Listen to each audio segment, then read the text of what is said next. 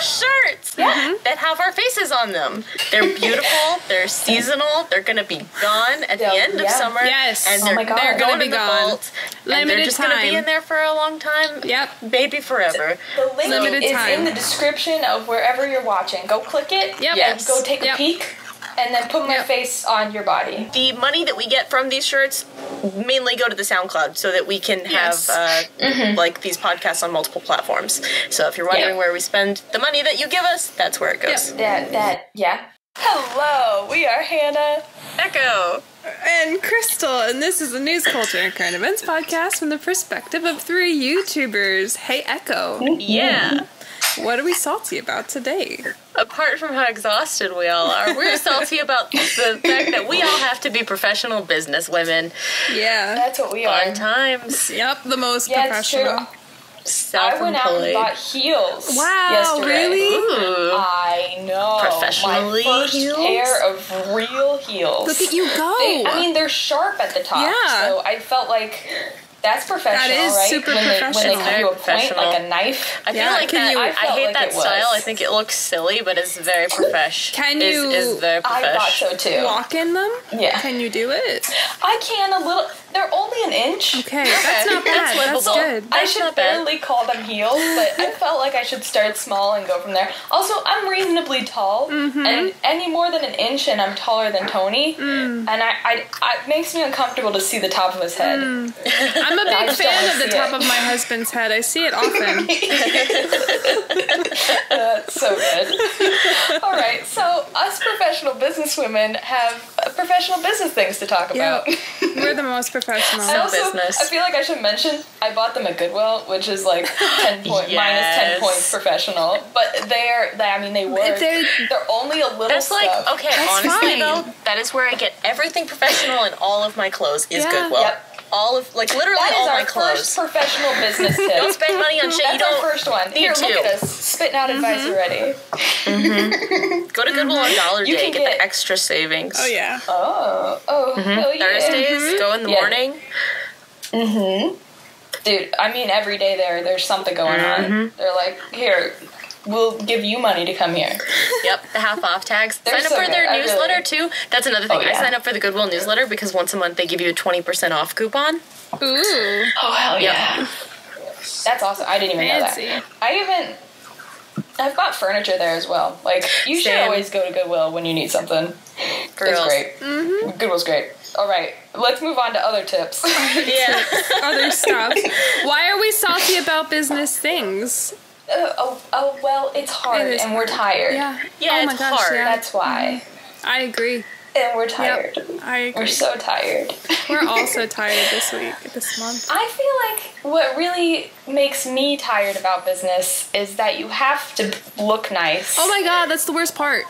And my natural state is this. And I'm wearing sweatpants. Yep. You can't see it, but I've got a sweatshirt and sweatpants on. Yep. And I haven't even looked in a mirror today. And listen, it's okay. Why can't I be professional business? The same things are going on in my head. I mean, maybe not, but like pretty similar things are going on up there.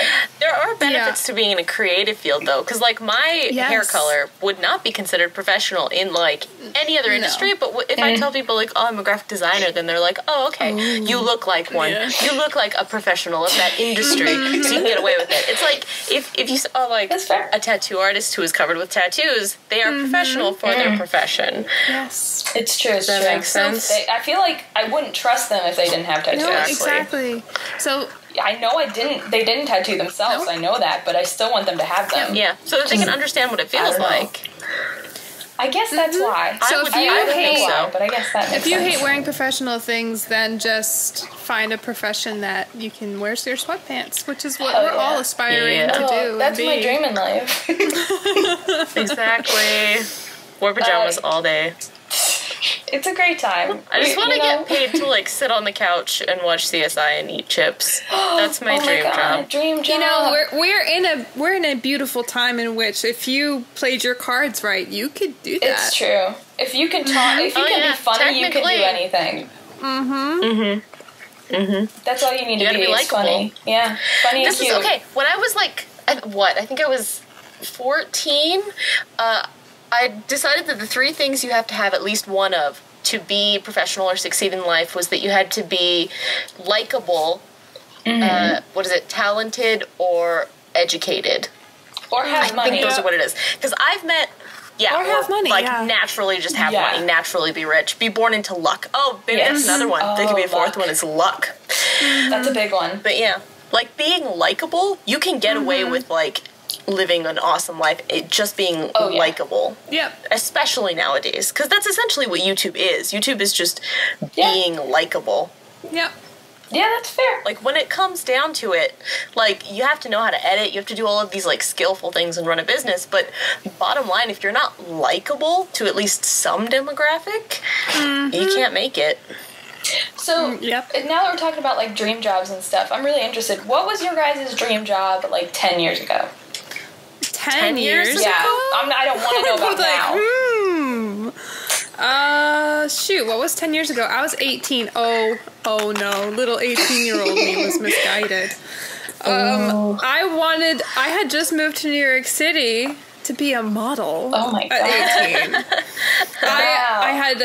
18. I skipped college. I finished high school, and your girl just big wide eyes moved to New York City and was like, I'm gonna model. I'm gonna make it. I'm gonna make it. And I mean, I could have if I did some stuff, but I didn't want to do that stuff, so I failed. Hell yeah. I like pizza too much, and I dislike drugs and doing sexual favors for people, so I did not succeed. Not that you have to do those things to be successful. Essentially, you just, like, have integrity. I just was... Yeah, and, you don't have to do those things to be successful in that field. I'm not down talking anybody. I feel like you shouldn't have to. For me... you shouldn't have to. No, you shouldn't have to. Yeah. But the opportunities presented to me were that. Stop eating, do drugs, or sleep with so-and-so. And I was like, no. And then I failed. So, that's what it was always creative, though. Like, back even further than that, even as, like, a teenager, the idea of a 9-to-5 made me want to puke. So I've always wanted to do something creative in some capacity. Entertaining and creative. I always wanted to animate, and nowadays that sounds like a nightmare to me. I just love how it changes. God, same. Like, it's like you love something, and then you do it, and you're like, oh, I hate it now. Yes. Oh my God, that's such a mood. So, like, 10 years ago, I wanted to be an animator or just play not Minecraft, RuneScape all the time. Those are my options, RuneScape or animating. And then, like, 5 years ago, I wanted to be a YouTuber so bad, like, more than anything in the whole world. And I got to do all those things except professionally RuneScape. I still kind of hold on to that one, That would still be fun. That would be cool. But, yeah, it kind of ruins it. What about you, Echo? This is, like, making me go on, like, weird brain tangents, because this is a thing that I've been thinking about for a very long time. I've realized that, like, do you know what the hedonic treadmill is? I feel like you've mentioned it to me. I've mentioned this multiple times. Your hedonic treadmill is like your natural level of happiness. And I was watching the collab that Boy in a Band did with James. Yeah. Have you guys watched it? It's so good. It's so great. But one of the things that, like, Dave pointed out was that 80% of happiness is genetic, and a lot of it comes down to, like, that hedonic treadmill. Yeah. And I was just like, I know people who are just naturally happy, and I'm constantly chasing this, like, goal of, like, I'll find this and this will make me happy, but, like, I'm slowly coming to realize that, like, this is just my natural level of happiness, and I'm probably not going to ever be as happy as those other people or as much as I aspire to be. So I just need to, like, accept that this is the way my brain functions and the way that I am on the inside, and know that, like, no job or, like, dream job or anything is ever going to, like, fix that, because it's not necessarily broken. Does that make sense? Yeah. Yeah. See, it sounds like sad. I need to accept. Totally make sense. It does. It sounds so sad, but it's like I need to accept my personal level of happiness. I cannot live in a state of euphoria, and I have to accept that, because that's reality. Absolutely, yeah. It sounds like a sad thing, but it's kind of comforting. Of, like, I have accepted myself and how happy I'm going to be. And that's kind of what I wanted from asking you guys this, is that I want you guys to realize, if you haven't yet, that it's not going to be a profession that's going to make you happy. Happiness is either a genetic thing or a choice or whatever it is that you think it is. I think that it definitely has a lot to do with genetic. Yeah, it's a lot of work to be happy. It's definitely not just a choice, because that's stupid to say. But that's kind of the point. So while we talk about the business side of YouTube and like how terrible, monotonous, just it's awful. Just think like, ooh, maybe YouTube isn't the best profession ever, because nothing is really the best profession ever. Yeah. I guess that's what I'm getting at. But don't stop your dreams. Like, it's so weird though. No, I don't know. Because like, this is such a, like, being a YouTuber was like this crazy, bizarre dream I had in like 2012 or something, and I was like, I'm gonna do this for reals, and now I'm here. Doing this for a living, and I feel like I still felt the same way.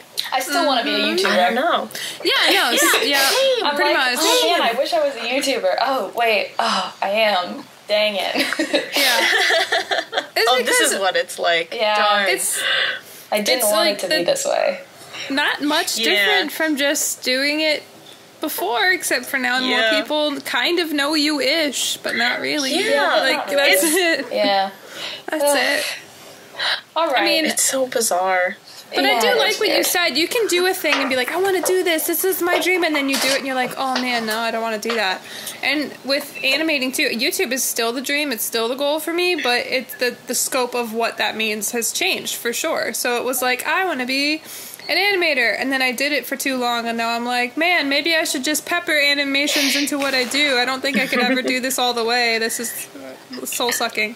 And then, now it's like, well, how can we morph? But the I guess internet-based career is still the goal, but it's not going to make you happy. Yeah. You know what I mean? That's the thing. Yeah, I like I would like that, like an internet-focused career. I'm a very internet person. Yeah. Yes. And I figured out, I think I want to work at a company, and I'm going to talk about that later with like how you can translate YouTube into like an actual career, because I think that's super interesting as well. I still think that YouTube is the best hobby maybe ever.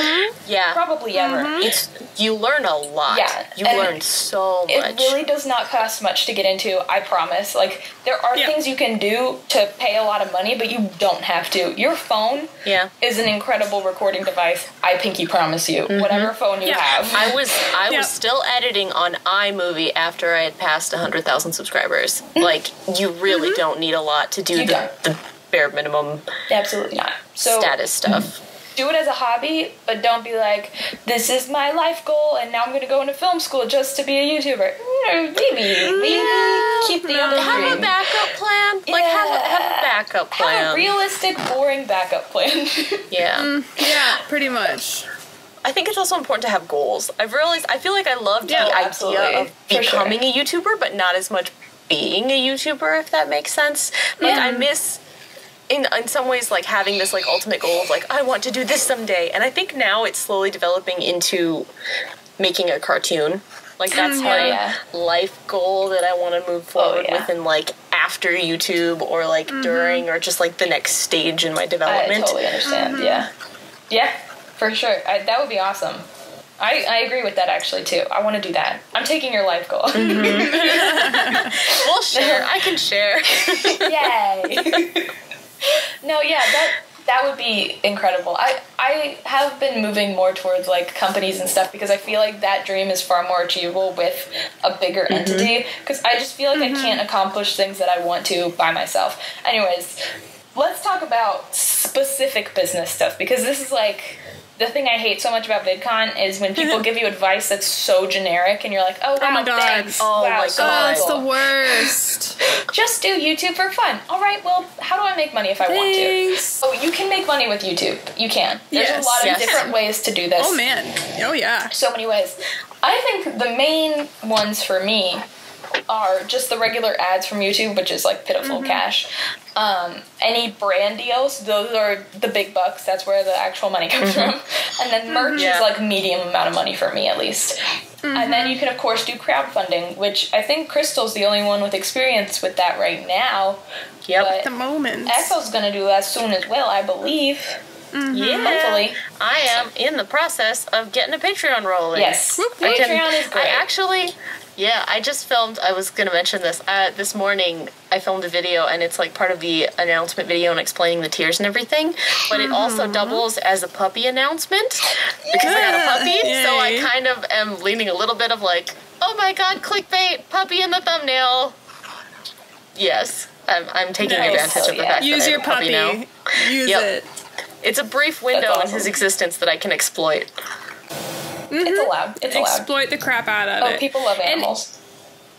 Speaking of the money avenues, like those 4 things that Hannah mentioned, they can be branched into so many different things. So ads, you think as a person who consumes YouTube content, the ads, that it's the sponsorships that they talk about, or like the dedicated videos, or it actually goes way beyond that. Like any platform an influencer has becomes a place for sponsors to give them money for stuff. So your Twitter, your Instagram stories, your freaking, now the community tab. You can technically charge a company to put on your community tab. All the rates would be different, but there's tons of avenues for sponsorship collaborations. And also, I was actually watching, I've been sucked down this rabbit hole. Like, it started of like, how do I take better pictures on Instagram? Into like, this one person who does travel full-time, and it was like how I travel full-time without paying an arm and a leg. Anyway, they fleshed out their Instagram, but while they were fleshing out their Instagram to be a travel YouTuber, they offered to take pictures of Airbnbs and then stay at the Airbnbs for free. So they were able to. Yeah, that's another thing. You can ask for like services in exchange for access to your following. Yes. Oh, all the time. Yeah, people get free stuff all the time, especially if you have that little check mark on Twitter. It's like, it's over. You get everything for free. Ugh. I'm just None of us are verified on Twitter. If I had it, I'd be like, same. Yay. Crystal, are you verified? No. We're all unverified on Twitter. We're all unverified.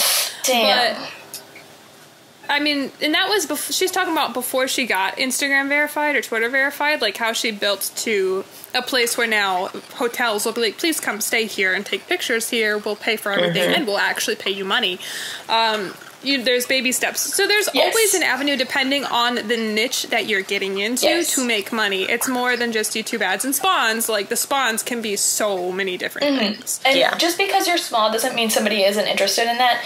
FameBit is a great way to see specific size. Like, people are marketing to every size, even if you only have, and they'll pay you, like, if you have a smaller following, they'll just, like, pay you slightly less. Yeah. But they're still willing to pay you. Yeah, speaking of the whole free stuff things, do you guys remember when, what was it, there was a brand, or I think it was a hotel or something, that was, like, mocking a girl for asking if she could have a free hotel stay? Yes. Oh, my God. And she was just, like, they were just trying to, like, bash her on the internet. Dude, it snowballed. Honestly, that story, it's a 1 in a million. Honestly, it made me afraid to approach anybody for anything. I've never heard of that happening before. No. Because I haven't usually either. the worst thing that can happen is that they'll ignore you or say no. Yeah. But they went above and beyond to try and make this girl's life miserable. That's not good PR for them. I don't know why they would think that was a good idea. I don't know. Yeah. I don't know. So I was talking to Roberto Blake. We've talked about him a few times. If you want to know about YouTube things, he's a great dude to check out. And he was talking about getting sponsorships. He's like, for the size that you have, Crystal, which of the 3 of us, in case you don't know, I have the smallest audience. Very dedicated, lovely nuggets. I love you guys. But the smallest. And he was like, you could be, like, there's somebody your size who makes $20,000 a month. And I was like, what? Like, what? Yeah, and basically, he was breaking it down like, dude, how do you get your sponsors? And I was like, well, they email me, or sometimes they go on FameBit. He goes, no, you need to make a list of people you want to work for, and then you email them. And then that news story specifically, where this girl was publicly shamed, just played in my mind, and I'm like, I don't know if I can do that. I feel like that never happens. People nowadays understand the power of digital media stuff. Like, people know the amount of power you have with a following. It's like social like, currency. Yeah. You don't want to go up against someone who has, like, any form of social currency. It doesn't and that's end well. why people people with the following need to realize that they can't just come after people, because you have power even if you don't feel like you do. And if you want to get a monetary value put on that number, go head over to Social Blue Book. Yes. They are fantastic. Yes. They will tell you exactly how much you deserve.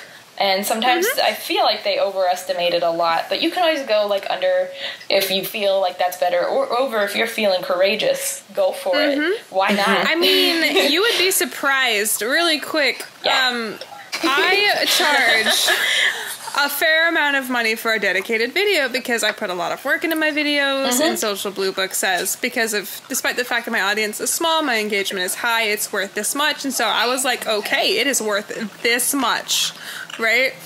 And then I found out I talked to you guys separately, and you're like, I do not charge that much for a dedicated video. And I was like, you're missing out on so much money because these people have paid me this, and I have a seventh of both of your audience. This is such a weird. I feel like this is an artist thing that artists tend to, because we're so critical of ourselves. We're like, oh, I'm not worth that much, and I feel like it's this weird what's the word? Dimorphism, like when you see yourself wrong. But that's not necessarily the same thing. But it's like that, like you don't see what you're actually worth in context. Contextually, totally you are worth so much more. And if you just look at the statistics and things like Social Blue Book, they're probably right. We should be charging way more. Yeah.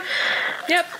And you don't always have to walk out with that much money. Like if it's an absurd number, then okay, they have a budget, you know what I mean? But presenting your value to them to be like, this is how much. I've actually sent my Social Blue Book page to sponsors to be like, this is why I'm charging you this much. You want to fight? And they're like, no, you're fine.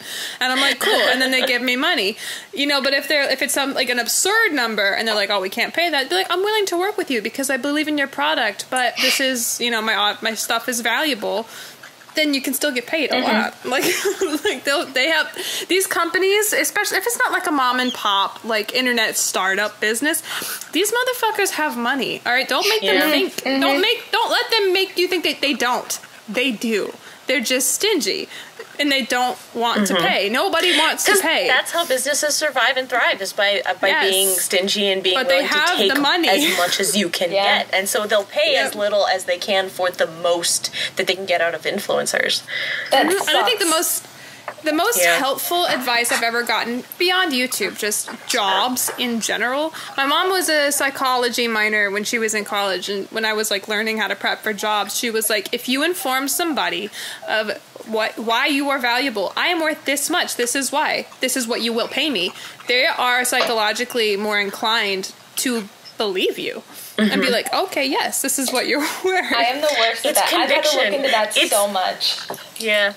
It's like gaslighting, kind of. But in a truthful way. It's like just being confident and being like, I am worth this much. And but the thing is, it's true, but you don't really believe it. Yeah. So it's like you're almost gaslighting yourself into believing that your value is what it is. One of my clients that I've been working for a long time, I started out of desperation, turned into a client amongst many clients. I've been heavily underpaid. And I know this, but I didn't know how underpaid I was until I think it was Hank Green. Hank Green tweeted, for freelancers, take how much how much you think you should make, and then times it by 2 and divide by something, whatever. And there's add 5. That's how much you should make. And it went it went up $20 an hour. That's how high, how much higher it went up from what I was getting paid. And I was like, oh man. And now that I'm I'm currently in the process of leaving this client, and we're trying to find somebody else. And I'm watching the people who are coming in, and anybody who's as good as me is charging that number, and people who cannot do what I'm doing are, taking the base pay. And my client is like, I don't like this. What is this? I want another one of you. And I'm like, good luck. Yeah. That's not how it works. So when you're valuable, trust that you're valuable, and people who will actually treat you well as a worker will pay it. I have hardest time with that. Since I've been like putting out my resume out there and stuff and applying for jobs, the first question they ask you in their like initial interviews is usually how much are you willing to be paid, because I'm afraid of that question. No, and so I spent a long time like looking into it, and I always heard you weren't supposed to be the first one to put out a number, but that's changed. They don't say that anymore. They say put out the highest number you can justify. Yes. Now. And I just can't. I literally cannot make myself say the number I think I should be paid, even though like once I finish my master's, my value goes like through the roof, but I'm so scared of, I don't know, I just don't believe in myself enough to say that number even out loud. I won't even say it right now. So I lowballed my own self. I don't need them to do it for me. I'll undercut myself, thank you very much. It's so hard to do, but it is. You can't let people screw you, because they will. No. And I have to tell myself that all the time. I just hate it. Yeah. Oof. Things are scary. Business is scary. Did you guys know? Business is scary. I just wish people would like treat you fairly. Wouldn't that be great? You would think that makes the most sense. I just want to say, like, don't take advantage of me. That's all I want to say to them. Yeah. It's like, I'll be paid whatever you think I should be paid. Just don't take advantage of me. Which is a terrible negotiating tactic. I'm in the process of like getting all my shit together and working so that I can like pay people, and part of it is that I want to pay people reasonable amounts that make sense, like partially based on like what I can justify to spend, but also like what I think that they deserve and what they need. I don't know. It's garbage that companies don't do that. And it's the ones that don't do that that are more likely to survive because they're saving more money. It allows them to like... To a point. I would say to a point. I've been on the inside of a company that pays the wrong people the wrong amount of money for the wrong things, and they're not successful. You know what I mean? Like turnstile. Yeah, that makes sense. Everybody's leaving. Their turnover rate's crazy usually because it's not a happy environment. Their turnover rate's crazy, or they're just hot people who get paid less aren't going to be as happy or aren't going to do as good of a work, so the company isn't going to do as well because they're not getting high quality work. You get what you pay for, essentially. So if you have a bunch of people who aren't getting paid well, it's like, well, your business isn't going to do well. So it's like when, like in design work, you see this all the time. People are like, well, I could have designed it. I'm like, go ahead. Be the next FBI Christmas card meme. Do it. You're welcome to. I love that one. Thing. I love that so much. It's so good. I've had clients who are like, I don't need a new website. And then I'm like, yes, you do. We're going to do it. And then I finagle an agreement to get a website done for pay. And then I do it, and their client intake rate goes up. And they're like, oh, wow, I'm so glad we have this website. I had such a good idea. And I'm like, no, you didn't. It sounds like clients from hell. Oh, man. Like, that's my favorite. Freelance work will do that, too.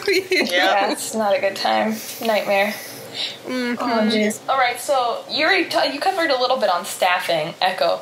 So I wanted to say that, like, if you decide that you're getting big enough and you need, like, an editor or something, there's websites where you can, like, find a random person, or you can reach out to another smaller creator. I think that's one of, like, the best things that you can do on YouTube, is if you need help. And don't take advantage of them, obviously, but, like, it gives them... like practice, and it helps them because they're closer to you, a bigger creator, and you've made a new friend. Like perhaps. It links your name. Yeah, it creates like that social circle, and like on YouTube, groups excel more than individuals. Nowadays, at least, I feel like they do. So I'd like to say that. And if you're a smaller creator, don't be afraid to reach out to bigger creators. I think that's a thing we need to remember. A lot of the time they need help. A lot of the time they really do. Like. And from a smaller creator, working for a bigger creator's perspective, like I work for, I guess, they're not called Life Noggin anymore. Life Noggin Studios recently changed their name to Next Up Studios. But the people who make Life Noggin, they did a name change. Yeah, I have an official email address. Oh, anyway, I work for them. And working, even if I'm not in their office, I think I've mentioned this in the podcast before, like it's seeing how their like Drive setup is, because I use a cloud service with editing with David, because we work across computer. And it's just like their file system, like why they use which, why they use this, how they send notes to each other, when they use Slack, when they don't. So it's very helpful, like to learn for myself for whenever we need to hire people and like work digitally. Yeah. It's a growing and helping process, and also friends and friendship and everything. I love that. I think that's great. Yeah, dude. So, I'm not at that point because I'm terrified of other people seeing my stuff, but I'm starting up a new project with PBS, and I think I've talked about that as well. Yeah. And they gave me an editor, and I think it's gonna change my life.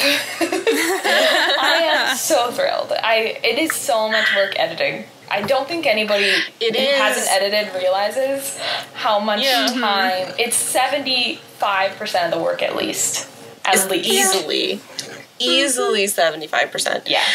Like, the rest is on top of filming, like, answering emails and, like, negotiating with brands and doing all the other business stuff. Editing takes up, like, 3/4. Yeah. Like, minimum. Even the writing and the filming doesn't take nearly as long. No. Yeah. Like, I tell people in the real world, when they're like, what do you do for a living? I will tell them I'm a video editor before I tell them I'm a YouTuber, because I cannot gauge that they will know what my career field is. Yeah. I say now, hey, look, I've learned things. I am a content producer and manager. Yeah. Look at me saying business Sometimes words. I'll say I'm like a social media manager. Hey, yeah. Because that sounds millennial. That too. That's because technically that is essentially what I do. Yeah. You manage your own brand. Social media. On social media. I manage a brand. I think I would put that on a resume.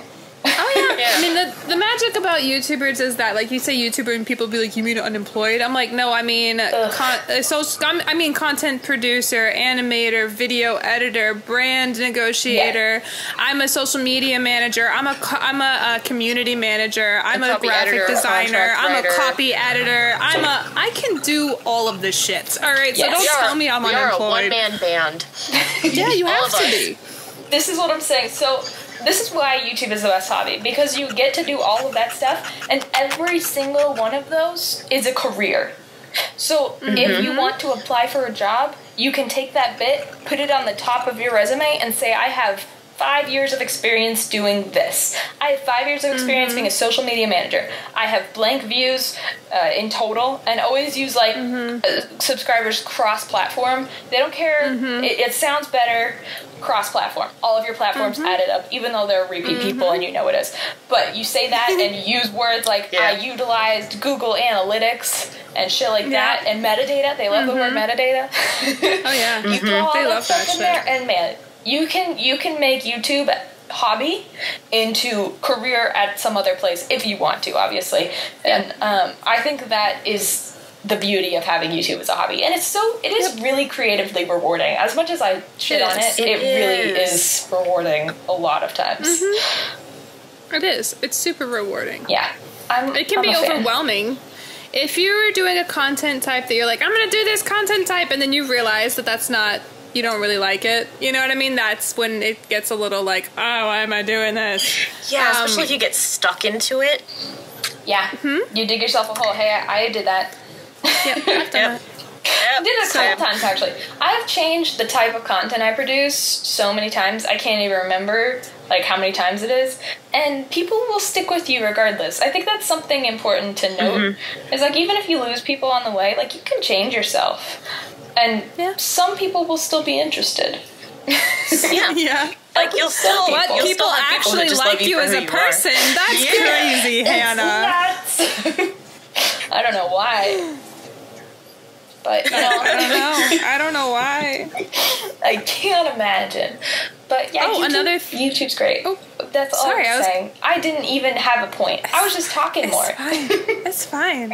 I was going to say, speaking of, turning YouTube into an actual career, i.e., transferring it over to another company, or doing what I do and becoming a freelancer. Oh, yeah. And attempting to still be a YouTuber, you want to do a fancy thing called creating an LLC. Specific advice. Yes. Coming at you. Oh. That's something I had no idea was even an option until I went to VidCon in 2017. Thank you, Tomska, for the actually good advice from a business panel.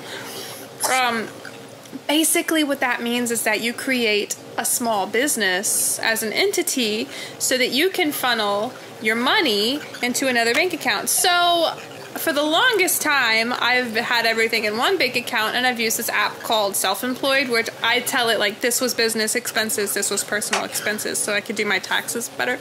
Turns out, like, 75% of what I get is business expenses. I discovered creating an LLC and funneling it all into a separate bank account will make me be taxed exponentially less, give me a fuck ton of perks legally, federally, and is just a better idea all around. So I just created an LLC a few weeks ago. And I'm still in the process of getting a bank account and, like, getting everything set up. But that's a big, good thing I'm a fan of that you should do. I am currently behind Crystal in the process of creating an LLC, because yours is registered in New York, yes? Yes. And mine's going to be in Arizona, and I was looking that up. And apparently it's kind of like the same deal. There are small companies who will just, like, do everything for you for, like, $50. Yeah. It's pretty nice. Yeah, that's easy peasy. You just kind of, like, give them your base information, and then they just drop it into the legal paperwork, so you don't have to deal with the bureaucracy, which is so convenient. Yep, it's like you can file yourself, and I think depending on the state, it's anywhere from like $250 to $300, or you can hire like one of these companies to just do all of the things, and it's a little bit more money, but it's like, a headache and a lot of my time, or pay a little bit more money, and I don't have to worry about it, and it's nice. And also, a thing I found out is you can file an LLC in any state, even if you don't live there. Yes. So, oftentimes, some of the state rules will be better than other state rules, so, you know, you can look into stuff, and man, I haven't done it still. I really need to step on that. Same. I've been meaning to file an LLC for like every year. A year and a half. They take all my money every year. Yeah. It's like, so stupid. It's so much money that I don't think anybody realizes how much self-employed people get ripped away from their money. So much money. It's a ridiculous. It makes me understand amount of money. why some people are just like so anti-taxes. Yeah. Just as a self-employed person, I understand why people are so anti-taxes. Yeah, and I'm like, I'm okay with them taking it. It's fine. I just need to get my shit organized so that I'm being like taxed to a livable amount. Yes. I don't know. Well, because how the government, at least in America, runs is that if you're self-employed and you have 1099 forms, they're like, oh, all of this is going to you and your life and everything else. And you might need, like, some write-offs, like a home office write-off on your taxes, but everything else is pretty much yours for your life and for you, i.e. we're going to tax the fuck out of it. When in reality, you're paying for so many things to make your business run. And so when you create an LLC, you're saying like, hey, all of this stuff that I use for my business, you can't touch it, government, thank you. And then they only tax what you actually get, which is your profit. And that's a lot less. Yeah. Oh, it's so much because less. it essentially takes all of your money, it puts it in like a business, and then businesses are better for the economy. So, they're like, oh, okay, you're actually doing good things that help us. Yep. And they let you keep more of your money to continue doing good things. Hell yeah.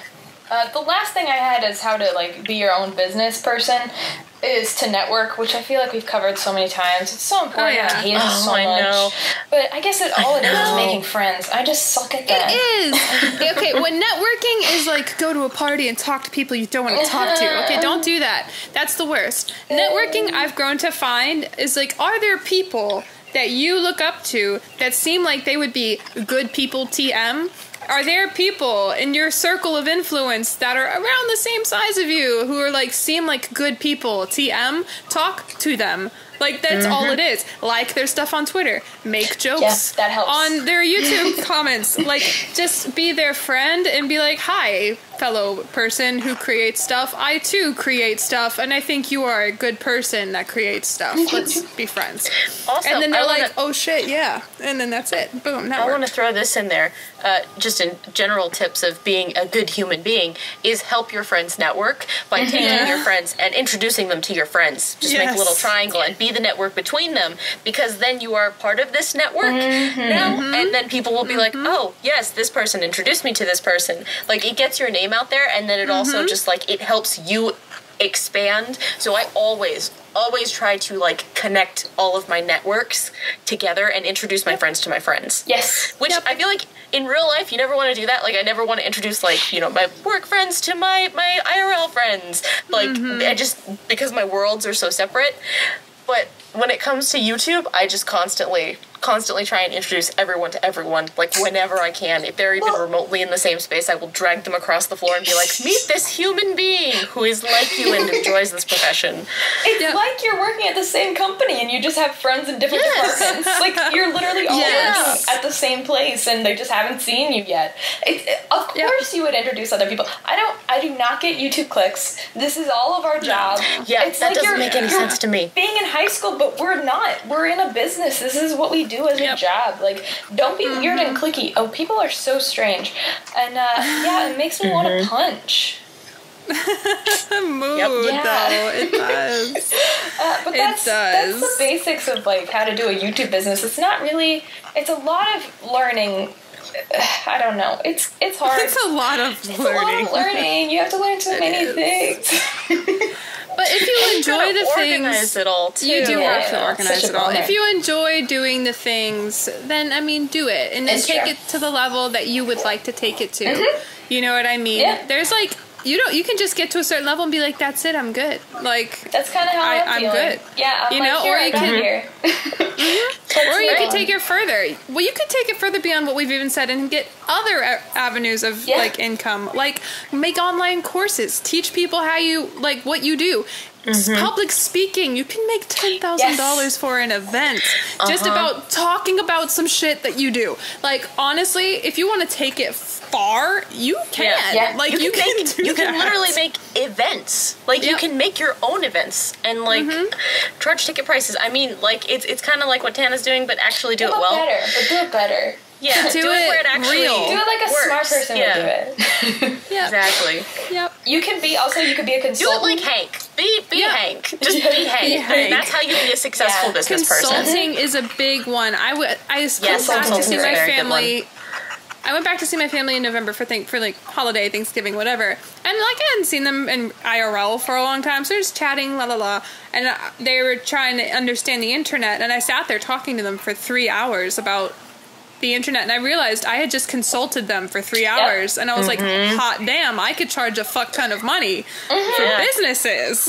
Like, you can be a consultant. This is my first meeting with PBS. I just sat there and taught them, like, definitions of things. It is insane how much these traditional media places don't know anything about digital media. Like, and they didn't know what Reddit was. Oh, no. And you just sit there and you're like, you're in entertainment.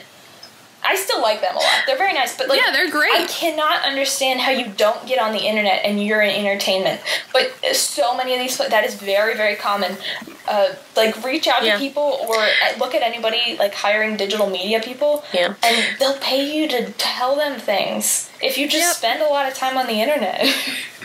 Yeah, like this is something that I kind of hate to admit, just a little bit internally because of Butch Hartman, but when I was doing the collab with Butch Hartman that I did a really long time ago, I actually went to their studios, and before we even started filming, we sat down for like an hour because this was when he was just starting, and I talked to him and his wife and his daughter about all these different like YouTubers and like how people do these things, and like I had to explain to him that he was getting screwed over by a small level what are they called? MCM? Oh my god. It was so bad. Like, they got an email and they just immediately signed on and, like, gave away, like, 40% of their revenue or something for, like, a year. Like, something stupid like that, you know, that, like, they do for small creators. Yeah. And it was, like, he had, like, maybe 20,000 subscribers or something. So he was, like, a small channel. So they don't care about him. They didn't care who he was. But he just had this, like, oh, I'm important. So clearly they're talking to me because I'm important. And I was just like, no, you got screwed over. I'm so sorry, try and do this, here's how you fix it. Especially the one that he signed on to was so bad, but there were so many things that he didn't know because he's not part of this industry, and he just jumped on it, and I was like, ooh, these are all of the things that you should really consider, and also watch out for these people, watch out for like this kind of thing may pop up because like he's new to this. And halfway through I was just like, oh, this is so like adorable because I'm teaching someone who's been in, like, media for, like, 20 years about, like, the new media. It was really bizarre. It's crazy. Okay, that's another thing we didn't mention. I feel like we should end every episode with, like, don't sign on to an MCN. Yes. Sometimes they can be good. I've heard good stories, but 90% of the stories I've heard are horror stories. Yeah. And personally, I was offered a 40-60 deal as well, where they take 40% of my stuff. I was offered that too. That is a terrible deal. That was the first one I got, and I was excited. Everybody's excited when they get their first one. It's cool. Yeah. It's a rite of passage. Yeah. It's like a check mark kind of thing. Kind of. A little. I didn't know what it was, though, because I was, 15? I was so baby. Yeah, and you gotta be careful. I came, thankfully, I had been in the modeling industry where I learned that agencies can fuck you over just because you're new. And I was like, wait, is this like an agency? And I started looking into it, and I was like, ooh, this is dirty. I learned, I got quick. I was like, this smells a lot like the bullshit I put up with when I was modeling, and then it was. Yeah, everybody wants to take your money and give you nothing. So be super careful about that, and don't sign contracts. Contracts are scary. Sometimes you have to. Oh, this is another business helpful thing 101 that I haven't heard at freaking VidCon.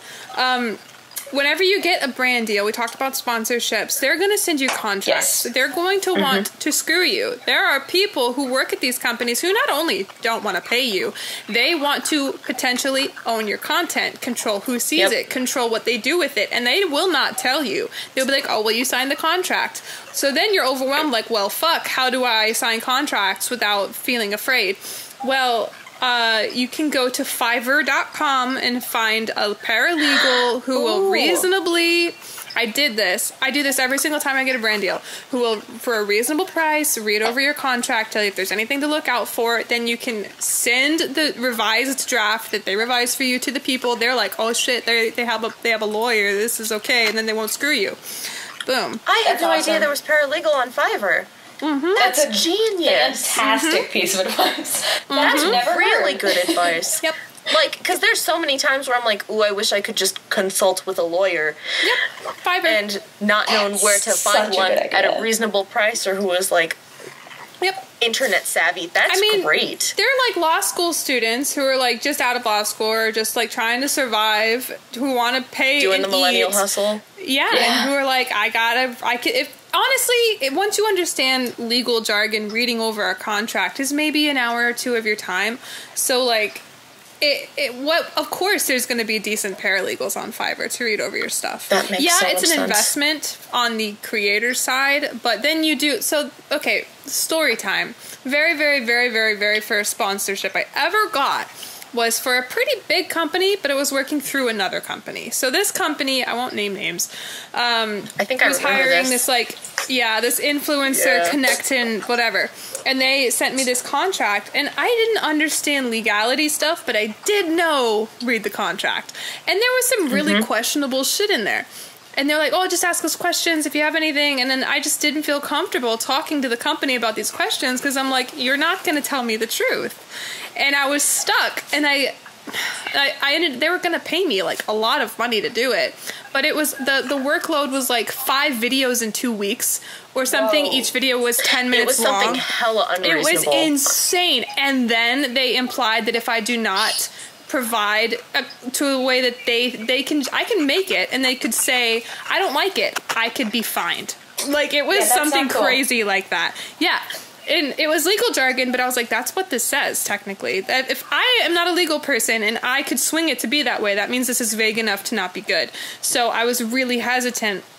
And I dropped out, and they like freaked out and tried to like offer me double, and I almost took it, but then they bailed. I think they didn't like that I did that. But it's unfortunate because this is a really big company, like a company that's like I really like and I use even right now. So I was like, well, damn, there goes any hope of me ever working for that company again. But I check yourself, don't sign contracts willy-nilly. Yeah. And the Fiverr thing, I think it was Amy who told me about that. Amy is so good. I think. Yeah. And then I was like, well, oh crap, I should do that, and now I do that. So I Learn from my mistakes, children. I feel like even, like, just thinking about lawyers on Fiverr, that makes so much sense for the digital age, just in terms of, like, because if I found a good person on Fiverr and I worked with them multiple times, I would be totally down to eventually take them on, like, retainer. Yeah. Like, that's just a smart business move. That's a clever way for paralegals to take advantage of, like, the modern age. That's fantastic. Yeah, that's really neat. Yep. I like it. Can that be our positive note? Is that weird? Sure. Lawyers on Fiverr? Lawyers. Hey, they're not all evil. Who knew? Yeah. Sometimes they can help. Oh, that's good. I like that. This was helpful. I feel like this whole thing was really helpful and not that salty.